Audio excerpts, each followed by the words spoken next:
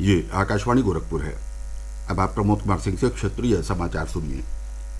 प्रधानमंत्री नरेंद्र मोदी ने नेपाल में कल हुई बस दुर्घटना के मृतकों के परिजनों और घायलों के मुआवजे की घोषणा की है।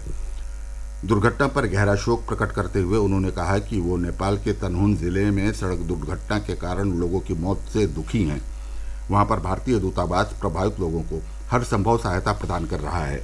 उन्होंने दुर्घटना में मारे गए प्रत्येक व्यक्ति के परिजन को प्रधानमंत्री राष्ट्रीय राहत कोष से 2 लाख रुपए और घायलों के लिए 50,000 रुपए के अनुग्रह राशि की घोषणा की। नेपाल में पोखरा से भारतीय पर्यटकों को लेकर काठमांडू लौट रही गोरखपुर जिले की एक बस के कल नदी में गिर जाने से 27 लोगों की मौत हो गई थी। बस में करीब 40 से अधिक भारतीय यात्री सवार थे। प्रदेश के मुख्यमंत्री योगी आदित्यनाथ के निर्देश पर राहत आयुक्त कार्यालय और महाराजगंज जिले के प्रशासनिक अधिकारी भी नेपाल के अधिकारियों से दुर्घटना के बाद से ही निरंतर संपर्क में हैं और शवों को भारत लाने समेत सभी आवश्यक कार्रवाई में जुटे हुए हैं। इस बीच सड़क दुर्घटना में मारे गए लोगों के शवों और घायलों को भारत लाने के कार्य की निगरानी के लिए युवा कार्य और खेल राज्य मंत्री रक्षा खड़से नेपाल की राजधानी काठमांडू पहुंची। एक सोशल मीडिया पोस्ट में सुश्री खड़से ने कहा कि उन्होंने काठमांडू के त्रिभुवन अंतर्राष्ट्रीय हवाई अड्डे पर भारत के राजदूत नवीन श्रीवास्तव और नेपाल विदेश मंत्रालय के संयुक्त सचिव ब्रिग्घ्रू धुंगाना के साथ बचाव अभियान और आगे की कार्रवाई के बारे में चर्चा की। उधर महाराष्ट्र के मुख्यमंत्री एकनाथ शिंदे ने भी दुर्घटना पर दुख व्यक्त करते हुए कहा कि महाराष्ट्र सरकार के अनुरोध पर भारतीय वायुसेना का विमान बस दुर्घटना में मारे गए महाराष्ट्र के श्रद्धालुओं के शव भारत लाएगा। प्रधानमंत्री नरेंद्र मोदी कल सवेरे 11 बजे आकाशवाणी पर मन की बात कार्यक्रम में देश विदेश के लोगों के साथ अपने विचार साझा करेंगे। ये मासिक रेडियो कार्यक्रम की 113वीं कड़ी होगी।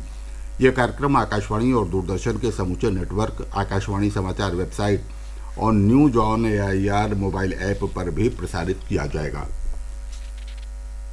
अयोध्या के श्रीरामलला मंदिर में प्रथम तल पर बन रहे संगमरमर के राम दरबार के साथ टाइटेनियम धातु का राम दरबार भी रखा जाएगा।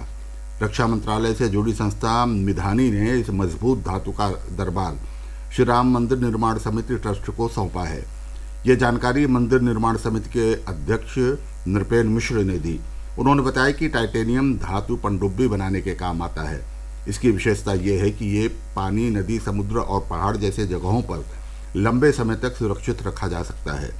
श्री मिश्र ने यह भी बताया कि राम मंदिर परिसर में बन रहे सप्त मंदिर में अक्टूबर तक मूर्तियां पहुंचने की संभावना है। इस मंदिर का निर्माण कार्य भी प्रगति पर है। प्रदेश के मुख्यमंत्री योगी आदित्यनाथ कल मथुरा जिले में भगवान श्री कृष्ण के 5,251वें जन्मोत्सव समारोह का शुभारंभ करेंगे। वो ब्रज क्षेत्र के लोगों के लिए 583 करोड़ रुपए की लागत की 137 परियोजनाओं का लोकार्पण भी करेंगे।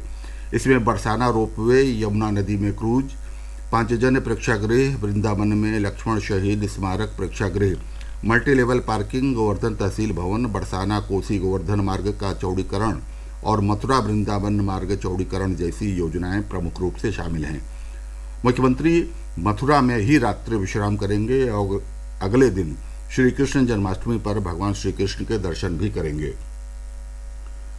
प्रदेश के 67 जिलों में कुल 1,174 परीक्षा केंद्रों पर आज दूसरे दिन भी कड़ी सुरक्षा के बीच उत्तर प्रदेश पुलिस आरक्षी सीधी भर्ती परीक्षा 2023 संपन्न हो गई। ये परीक्षा कल भी होगी और इसके बाद 30 व 31 अगस्त को आयोजित की जाएगी। 2 पालियों में होने वाली इस परीक्षा में अन्य राज्यों के अभ्यर्थी भी हिस्सा ले रहे हैं।